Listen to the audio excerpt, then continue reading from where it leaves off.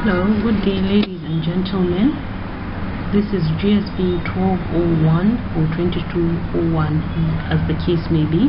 Use of English. This is the first semester 2019-2020 academic session. My name is Salma Ali Umar and I'll be guiding you through this Module 7 language and style. We'll begin the lesson with the meaning of literature. What does it mean when we say literature? So the word literature is from the Latin word littera, meaning the letter of the alphabet, or you could say from literatura, meaning writing or learning or grammar or writing formed with letters. So any piece of writing that is formed with letters which culminate into words, and words culminate into sentences, and sentences become paragraphs, and paragraphs become chapters, chapters become books, that work is considered literature. Now there's a distinction between literature and literature, that is literature with a small letter and literature with a capital letter. Literature with a small letter refers to anything written from different disciplines or from all disciplines such as sociology, mathematics, accounting, business studies, medicine, religious studies, history. Anything written on different subjects is called literature with a small L. Again, there is literature with a capital L, which refers to the body of creative writing recognized for its artistic value. Now this is imaginative, creative writing, aesthetics, writing that is different, writing that is literary, writing that is beautiful. And in English we have three genres, that is poetry, prose, and drama. Poetry refers to a literary composition which is written in verse, that is written in short lines using a distinctive style and rhythm. So the language used is a language that most of the time rhymes. Okay, and the writer of poetry is called a poet. Here we also have a few definitions of poetry. For example, William Wordsworth defines poetry as a spontaneous overflow of powerful feelings recalled in tranquility. So when you are in tranquility, that is sitting in absolute peace, then you have a sudden feeling of a powerful emotion, which can be fear, which can be anger, for example. As a result, whatever you write can be termed poetry according to William Wordsworth. We also have the second genre, which is prose. Prose refers to written works which use ordinary grammatical conventions. It is different from poetry in the sense that it is closer to everyday speech. It doesn't use rhymes and verse, for example. Rather than verse, it uses paragraphs and chapters. So in literature there is what we call fictional and non-fictional prose. Fictional prose is the prose which is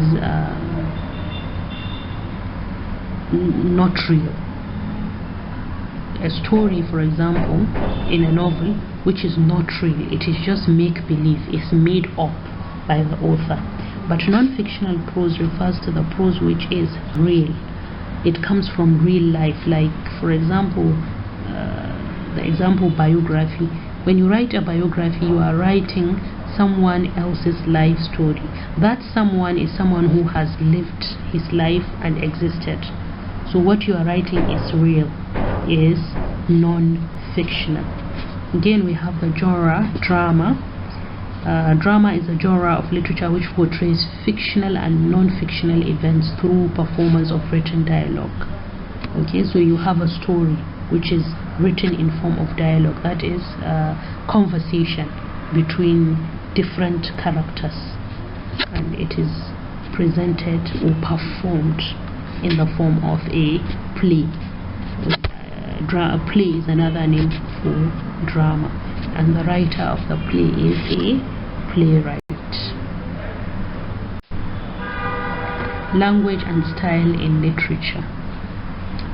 Now, literature, the language that is used in literature is different from the ordinary language we know and use in speech and writing.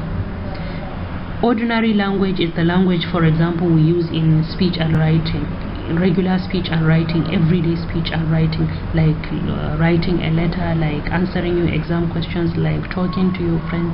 That's all. Those are all instances of using ordinary language. But literary language, like the language used in the genres we explained previously, is literary language, and this language is different from ordinary language. Ordinary language is plain language used among people, while literary language is figurative, is elegant, is embellished, is different, is beautiful, is artistic, is creative, is imaginative. Ordinary language is used in everyday speech and writing, while literary language is used in literature. This is another difference between the two. Again, ordinary language uses formal standards of syntax, like arrangement of words or phrases to produce meaningful sentence. But in literary language, the syntax depends on the chosen style of the author or of the person who is writing. So whatever syntax a poet uses, for example, there may be some form of word arrangements that may not be meaningful, for example, but they are acceptable if a person is writing a poem. Again, in ordinary language, figures of speech are not always used, but the language of literature is essentially literary because it's figurative. When you are writing literature, a poem, for example, many figures of speech are used, or figurative language is used, such as the metaphor, the simile, and what have you. Writing style in literature. Style is the way in which a person or author writes or tells his story. How does he tell us his story? Every author has his own different style. It's a distinctive style is distinctive. Many authors, there may be similarities between authors, but what distinguishes one author's writing from another is his style. Now, style describes the way an author uses language devices. For example, the grammar he uses, the tone he uses, the word choice, the figurative or creative devices he uses to create his work of art, that is his poetry, his play, or his prose. Now, the style is something that differentiates one author from another, as I stated earlier, and it is also one of the things that defines the author's genius in writing. That is how good the style is one of the things that defines how good an author is. If an author has a very good style, then perhaps he would have more readers, and if he has a bad style, he may not even succeed in the writing world. Now, there are elements of style in literature. These are the things that an author uses which help him to establish or to create a style that is distinctly his. The first element we are going to discuss is the figures of speech. A figure of speech refers to any word or phrase that is used intentionally to deviate from ordinary usage. It is used to embellish, emphasize, clarify ordinary written or spoken language. So when you use a figure of speech, you are using a phrase which is intentionally different from ordinary usage. Okay, there are several types, as you come to see, of figures of speech, and we'll explain some of them here. Simile is a comparison usually indicated by like or as. For example, they fought like cats and dogs. Here you are comparing people to cats and dogs. The fight that occurs between two people is compared to the fight, is compared to cats and dogs, or to a fight that could is compared to the situation between cats and dogs. You know, cats and dogs usually get along. Whenever there's a dog, a cat will be afraid. It's just like a cat and mouse. A cat is always chasing mice. Again, he is as brave as a lion. Here, bravery is likened to that of a lion. You know, lions don't back down. They stand before their opponents, even when their opponents are large animals like, say, the elephant, for example. And we have the metaphor, which makes implicit comparison between two unrelated elements. For example, my daughter is a late bloomer. Here you are making an implicit comparison between the daughter, that is a human being, and a flower, because it is flowers that bloom, isn't it? Again, we have another example. He has a heart of stone. Here we are comparing heart, which is soft, isn't it? It's part of the human body. It's soft, but we are comparing it to a stone because in the real sense, maybe the person lacks empathy or sympathy, or doesn't offer a shoulder to cry on, for example. Then we say that person has a heart of stone, meaning that his heart is very hard and unpliable. Then personification. It's when you assign human or animate characteristics to inanimate objects or abstract situations. For example, you can say the wind howled in the night. Typically, when you are speaking in ordinary speech, you wouldn't say the wind howled. You'll probably say it was so windy last night. But if you're writing, for example, a novel, or you are writing a play, you'll probably say the wind howled in the night. But the wind doesn't have a mouth. It's not a human being. It's not even something that we can see tangibly, but we can feel it. And we can also hear it. The sound the wind makes, heavy winds make, is like the sound of howling, like a wolf, for example, or some breeds of dogs. Again, my alarm clock yells at me every morning. Now, an alarm clock could ring. Because it doesn't have a mouth, it wouldn't yell. But because probably the ringing is very loud, then you probably say it yells. But here we are giving an alarm clock, which is an inanimate object, we are giving it a characteristic of an animate object. Then we have hyperbole, which is a deliberate exaggeration. I can say, for example, I am so hungry I could eat a horse. I know for a fact that even if I do eat horse meat, I can't eat an entire horse. It's impossible for a single human being to eat an entire horse. But it's just an exaggeration to show how hungry I am, to show that my hunger is that I am really, really very hungry. Oxymoron is when two contradictory terms are used together, as in the example, small crowd.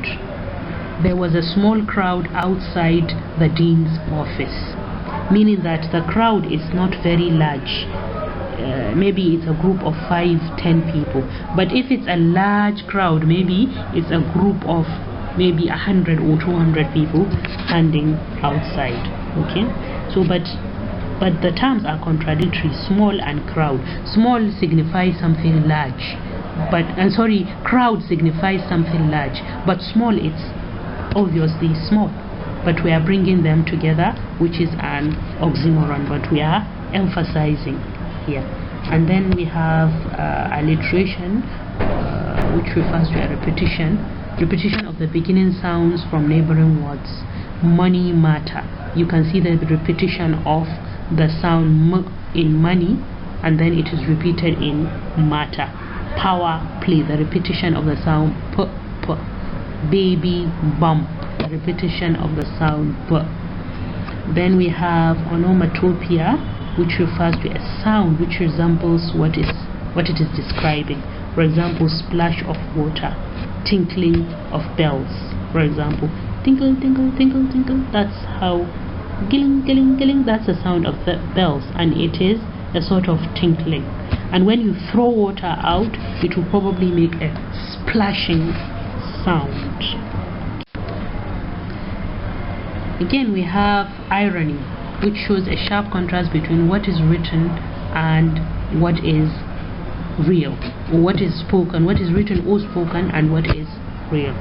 For example, if someone harasses you, assuming someone harasses you, pushes you around, says unkind things to you, but once the person finishes, you just dust your attire and you say, how nice of you. Definitely the person wasn't nice, but you are using irony here. But everyone looking on knows clearly that that wasn't a nice action, but you're using irony. A marriage counselor gets divorced. A marriage counselor gets divorced. Imagine the irony here. A person who is supposed to make marriages work is supposed to advise people on how to rectify their mistakes and how to make up for their differences in their marriage and to stay with each other in peace, is now getting divorced. That's irony. There's so much illiteracy in that school. It's ironical that a school where education is supposed to be provided, but there's illiteracy there. That's also an irony. Metonymy is using a similar term to stand in for an object or a concept. For example, crown. A crown is used to define or to stand in for the royal family. So when we say, for example, the crown has decreed that from now there will be so-so, for example, the crown has decreed, meaning that it's not the actual crown that decreed, but it is the royal family that gave out the decree. Then another example is suits. You can use the word suits to in place of, say, business people that will go to work wearing suits. Business people like bankers, like people that work in offices generally, or lawyers. Those are all suits, in the sense that they wear suits to work, and so we use the word suits to refer to them in sentences. Again, we have another element of style, which is the theme in literature. The theme is the central idea. Whenever you have a poem, you have a play, you have prose, that is a novel or a short story, there is a central idea which the author is trying to portray, or which an insight about a given subject which the author is trying to portray, or you, the reader, will uncover in the process of reading. It is the idea that the writer wishes to convey to the reader about the subject of the text. So definitely you don't write in a vacuum. You don't just write for the sake of writing. There is something. If you write a novel, there's probably something, some message you want to get across. Now that message or that idea you want to get across, or that insight, is called the theme. Now every element which the writer uses to create his story, the characters, the plot, the setting, the figurative language, the form,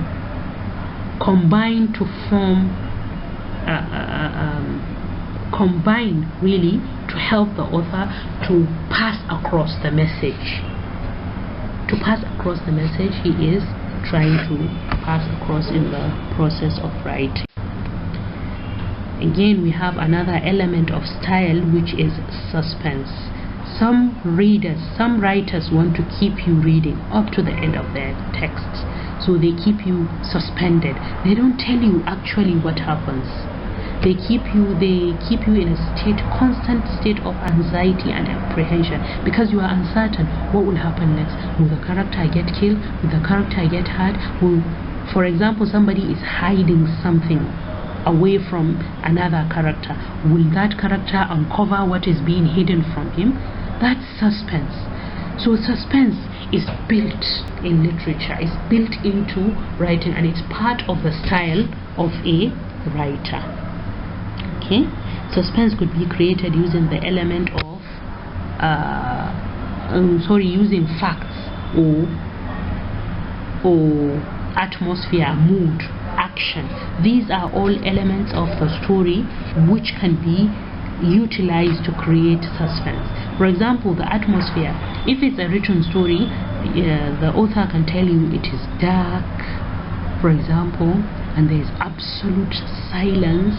The only thing that could be heard is probably the distant wailing of a bird, or the distant chirping of a bird, or for example a dog howling in the distance, and maybe the sound of the wind. You understand? This is also an element that can be used to create more suspense and create uncertainty.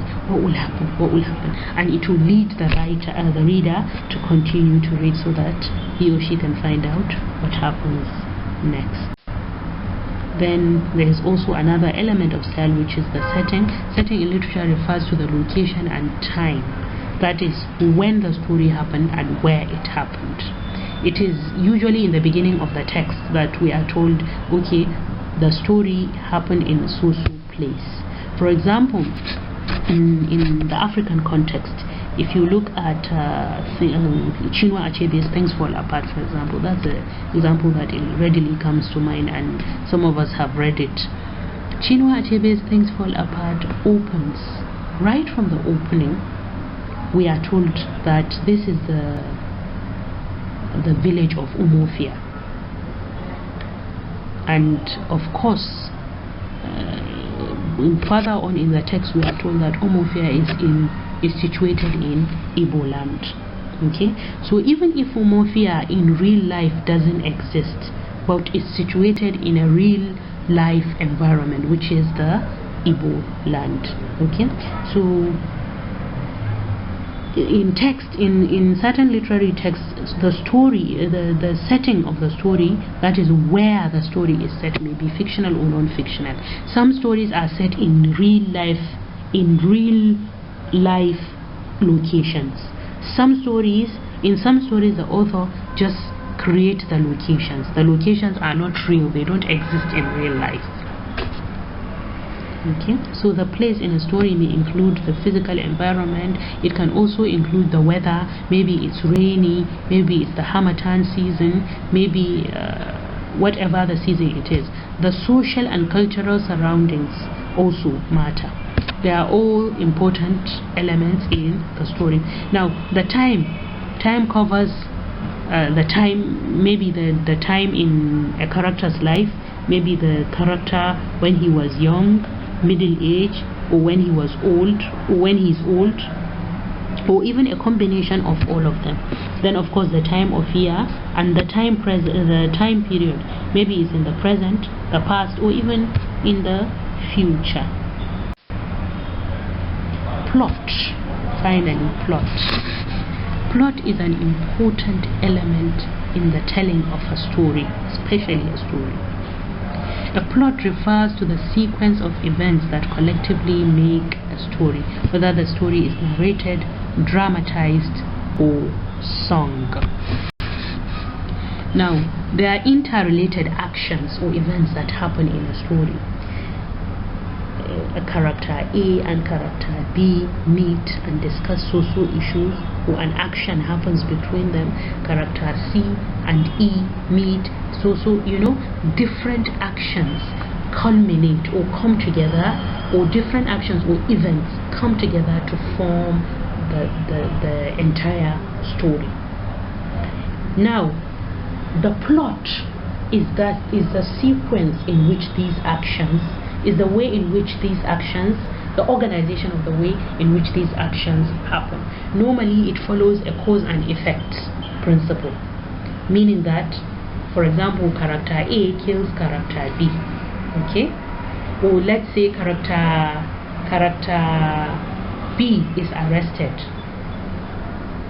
because he killed character A. So the killing, character A kills character B, is the cause, And the effect is that as a result of the killing of character A, character B is arrested and tried for the crime and probably sent to prison, or maybe sent to be executed, as the case may be.